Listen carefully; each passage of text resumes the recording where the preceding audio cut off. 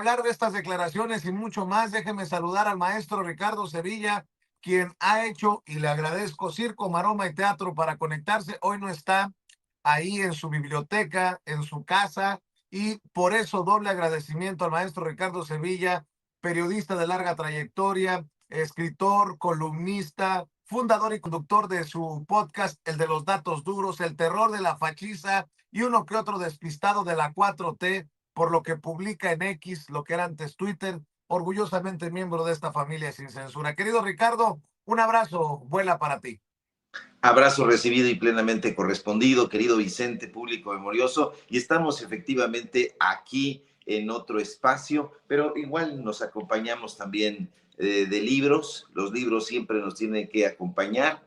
Me da mucho gusto que la presidenta haya decidido presentar, porque le consultan desde luego las presentaciones que van a realizar en la conferencia mañanera, la Mañanera del Pueblo. Mucho gusto que haya decidido rescatar de las sombras, porque la verdad es que sí hay muchas sombras alrededor de la obra de Lupita Amor. Se va a enojar Elena Poniatowska, porque Pita Amor era tía de Elena Poniatowska y no le caía nada bien. Pita Amor tenía un desprecio tremendo por su sobrina, la llamaba plagiaria, y es la realidad. Elena Poniatowska se robó el contenido. Lo digo con todas las pruebas y podemos entrevistar a la gente que lo señaló. El contenido de la noche de Tlatelolco, Luis González de Alba lo dijo, pero también lo dijo en su momento Sócrates Campos Lemus, uno de los líderes del 68. Así que está muy interesante que hayan recuperado la obra de la temperamental Pita Amor, que tiene una obra que usted, si puede, no se la pierda, consúltela por favor. Y por otro lado, querido Vicente, el asunto de la Coordinadora Nacional de Trabajadores de la Educación es un verdadero amasijo, es un problema que ellos solitos se están colocando encima. Fíjate que te voy a decir aquí en exclusiva que nosotros estamos preparando precisamente una pieza periodística sobre la coordinadora o sobre la CENTE, y resulta que nosotros entramos en contacto con dos de los secretarios de las muchas secciones que tiene la CENTE, y fuimos al centro histórico, nos citaron y nos dejaron plantados. Uno de los secretarios generales nos bloqueó incluso de la red social por la cual nosotros lo contactamos, y también tomamos contacto con uno de los secretarios de prensa porque nos dijeron que ese era el camino. Nosotros, en esta idea periodística de la máxima difusión, querido Vicente, queríamos darle o acercarles el micrófono a estos secretarios generales que tienen muchísimos intereses alrededor. No es solo uno el interés, no es la CENTE unívoca, tiene muchas cabezas. Nos parece que hay una pelotera tremenda, que cada sección tiene intereses distintos, que se contraponen, que se discuten, otros no se discuten, y nosotros pretendimos ofrecerles un espacio, un micrófono para que dieran sus razones o sus sin razones. Nos dijeron que sí, 2, 3 veces. Fuimos al centro histórico para platicar en una de las carpas con ellos y simple y llanamente nos dejaron plantados. He de decirlo con muchísimo desazón, porque una de las ideas fundamentales del periodismo es dar voz no solamente a una de las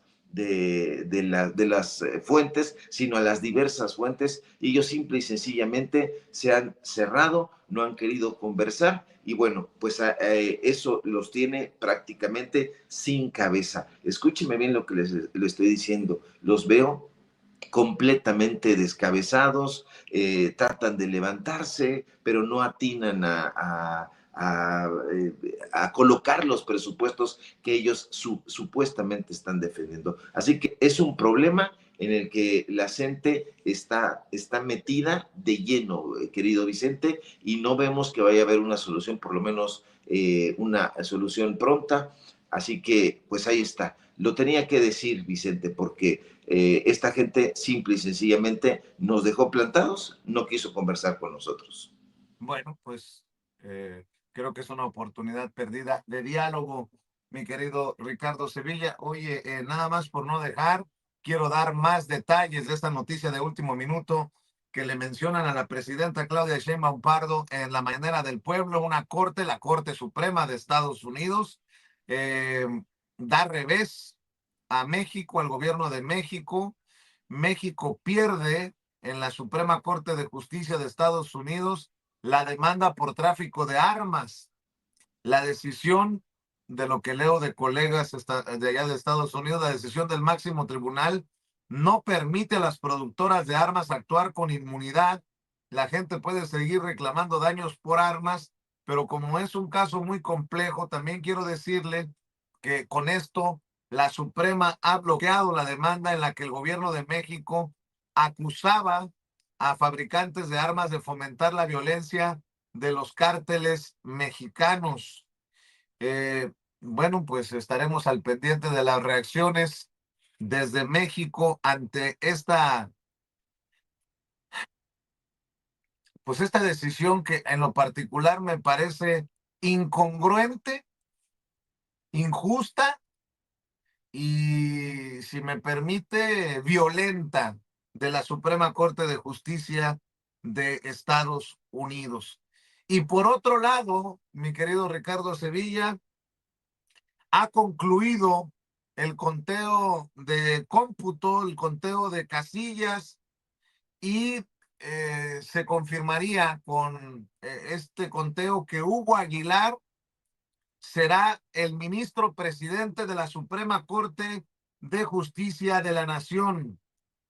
Luego de la jornada electoral del domingo, se ha terminado ya con el conteo y se confirma que Hugo Aguilar será el nuevo presidente de la Suprema Corte de Justicia de la Nación. Se confirma que continúan en la Suprema Lenia Batres Guadarrama, Yasmín Esquivel Moza, Loreta Ortiz Alf, que llega la que fuera consejera jurídica del presidente Andrés Manuel López Obrador, María Estela Ríos González, y también llega la que fuera fiscal especializada en materia de derechos humanos de la Fiscalía General de la República, Sara Irene Herrerías Guerra. Llega también Giovanni Azael Figueroa Mejía, Irving Espinosa Betanzo y Arístides Rodrigo Guerrero García, conocido como el ministro Chicharrón.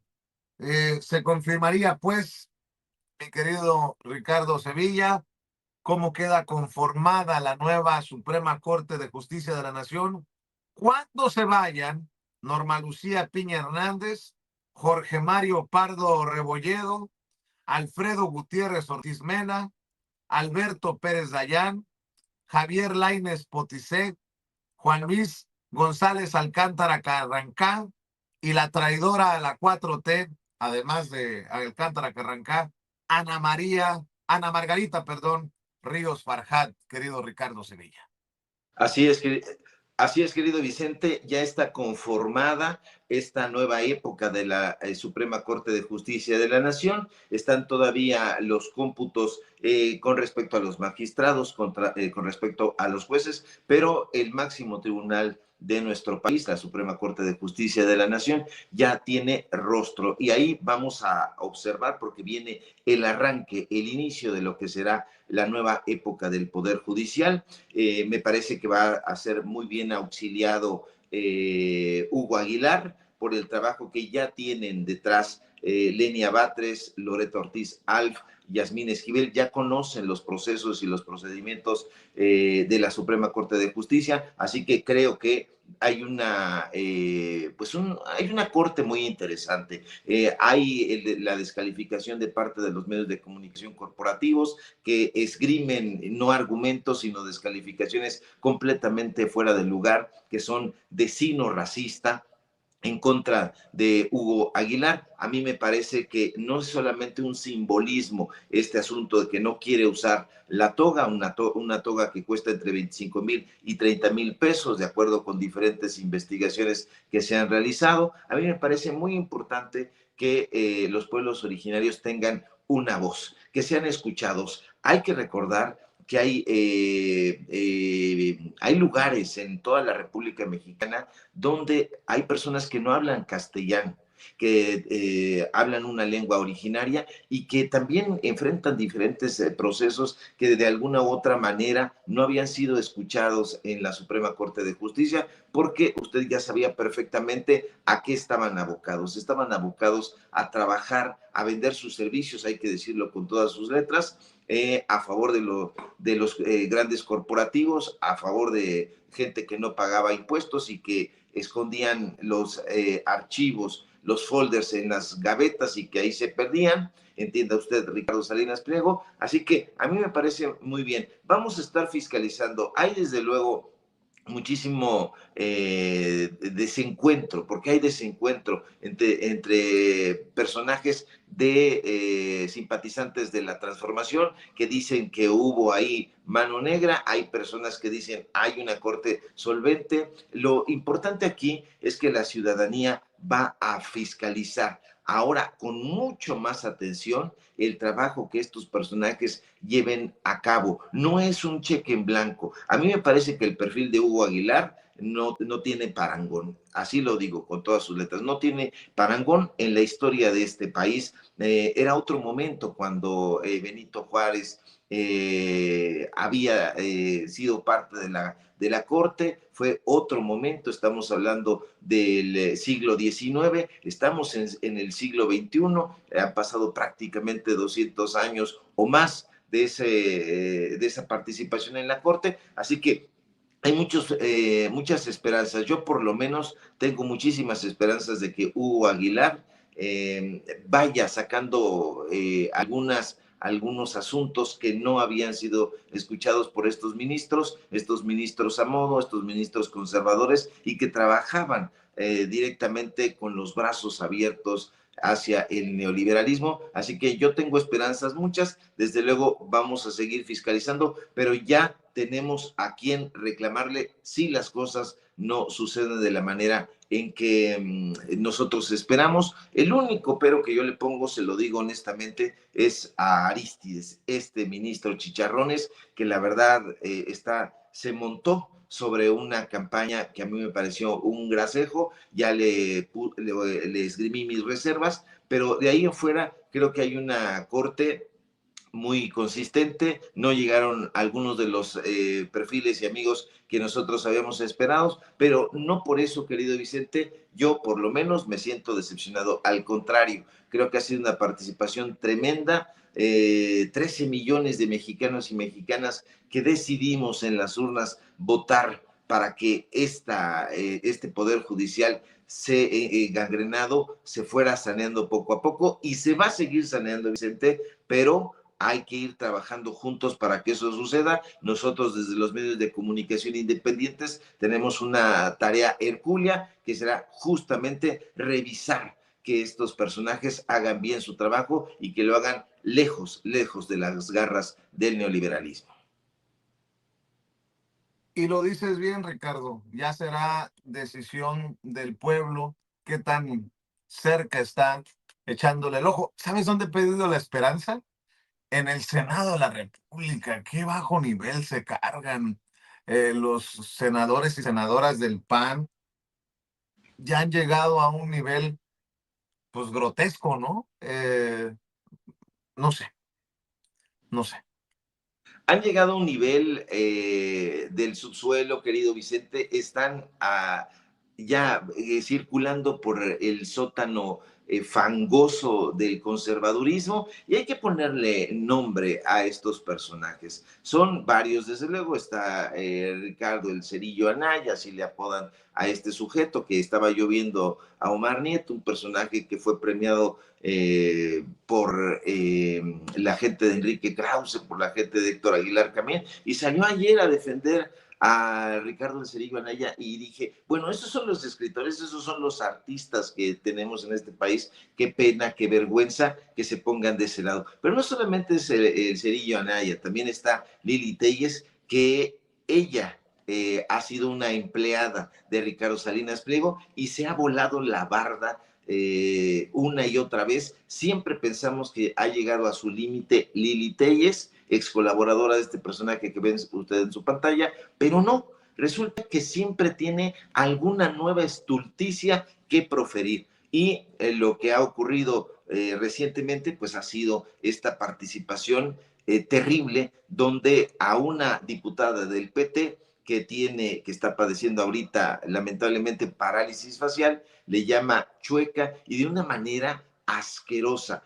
Lili Telles es un personaje vil y no estoy incurriendo en violencia política de género, porque ese es el caballito de batalla que estos personajes siempre esgrimen. No es así. Hay seres humanos viles y uno de esos seres humanos, perdóneme usted, es Lili Telles. Escuche usted, querida Ceci, le voy a pedir que me ponga un fragmento de cómo se expresó Lili Telles, ex empleada de Ricardo Salinas Pliego, que yo no diría tanto que es la ex empleada, sino que probablemente siga en la nómina de Salinas Pliego. Escuche usted cómo se dirigió en contra de otra senadora, pero del PT.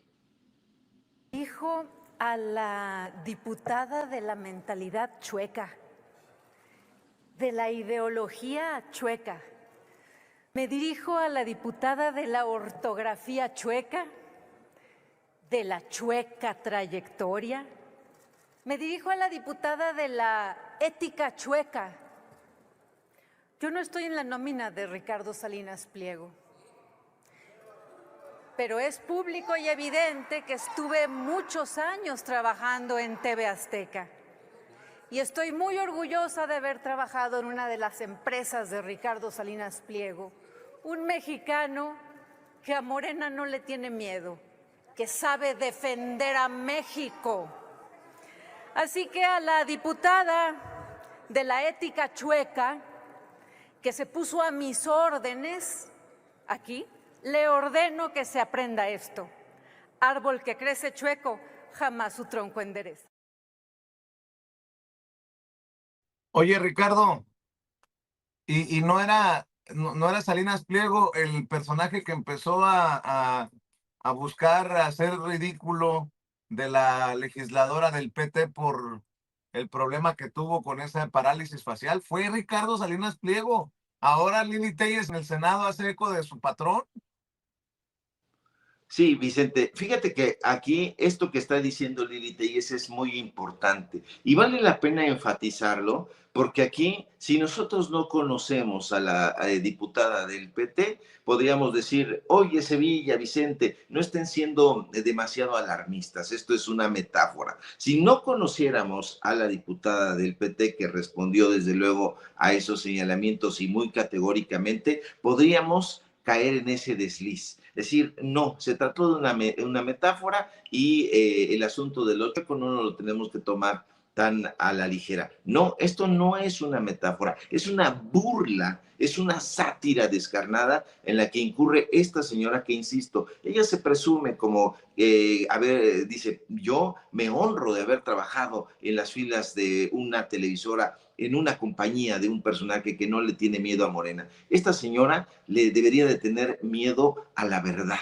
Yo no sé en qué cabeza cabe decir que te sientes orgulloso de trabajar en la empresa de un personaje que tanto daño le ha hecho a este país, que no paga impuestos, que él sí comete todos los días violencia política en razón de género, que tuvo una campaña terrible que ya se les está olvidando a muchos en contra de Citlali Hernández. Veíamos uno y otro día cómo se burlaba y cómo hacía escarnio de Citlali Hernández.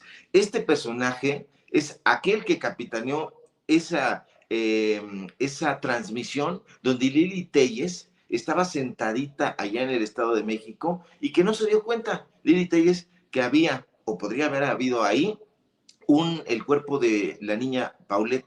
Ella dio una entrevista, se agarró de un osito y hizo una transmisión especial.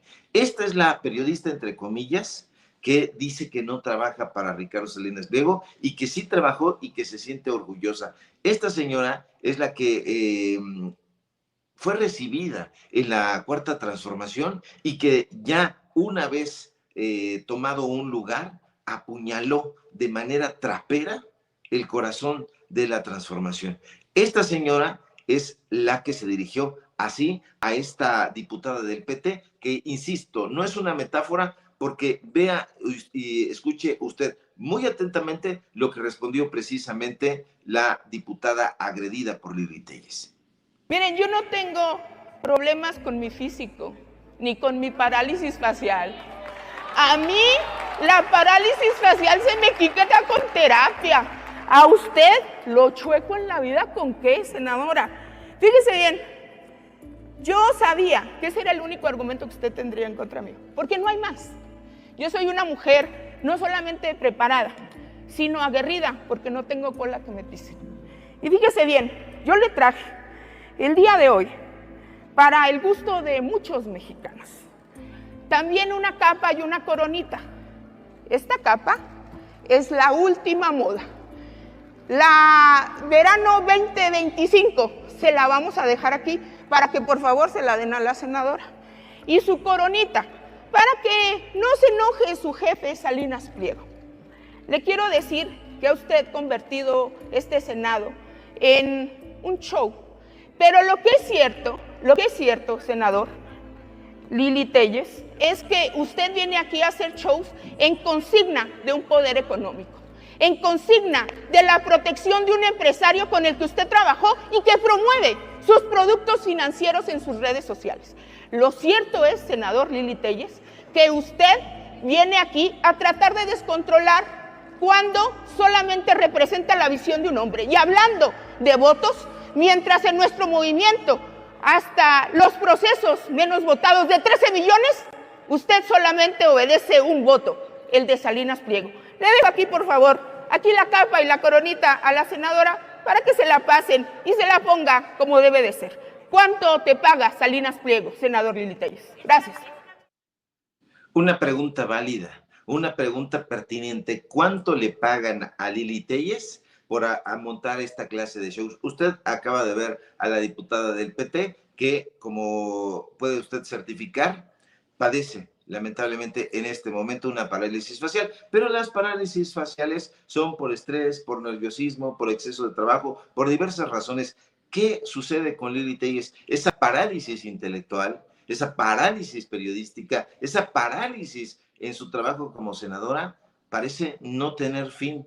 Ahí debería de tratarse mucho. Aquí también se trata de que le exijamos a este tipo de personajes que, lejos de ir a montar un show al Senado de la República donde cobra con dinero público, se pongan a trabajar, que se pongan a trabajar en pro de los mexicanos. Por supuesto que nosotros quisiéramos tener una oposición que, lejos de no coincidir con nuestras opiniones, que hubieran pensamientos divergentes, en realidad se pusieran a trabajar, pero no. Nosotros quisiéramos tener a una Lili Telles que estuviera trabajando, cumpliendo con sus labores como senadora, como marca la Constitución, pero lamentablemente no es el caso y tenemos en consecuencia pues un personaje de estas lamentables magnitudes. Así que, querido Vicente, pues solitos ellos se exhiben, no tienen ideas, no tienen argumentos y como carecen de todo eso, pues acuden inmediatamente a la descalificación y en este caso pues a una ofensa